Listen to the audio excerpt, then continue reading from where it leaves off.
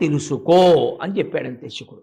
వివేకం అనగానేమి, ఇంతకాలము ఏ ఇంద్రియలంపటమునందు పడి ఉన్నావో దానినే పట్టుకొని ఆ సంసారమునే పట్టుకుంటే మృత్యువుని తప్పించుకోవడము సాధ్యము కాదు. మరి మృత్యువుని ఎలా తప్పించుకోగలవు? ఈశ్వర పాదములు పట్టుకో.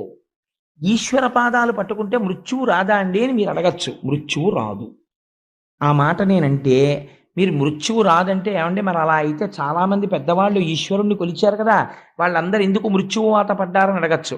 మృత్యువాత పడినది దేహము, ఆత్మకి మృత్యువు లేదు. ఆత్మకి మృత్యువు లేదని ఆత్మగా నిలబడిపోయిన వాడు మృత్యువుని పొందట్లేదు, మోక్షాన్ని పొందుతున్నాడు. దేహము తాననుకున్నవాడు మృత్యువుని పొందుతున్నాడు. కాబట్టి ఇప్పుడు దేహము తాను కానన్న జ్ఞానము కలగాలి. దేహము తాను కానన్న జ్ఞానము దేని వలన వస్తుంది? గురువు యొక్క అనుగ్రహము చేత, గురువు యొక్క భాషణము చేత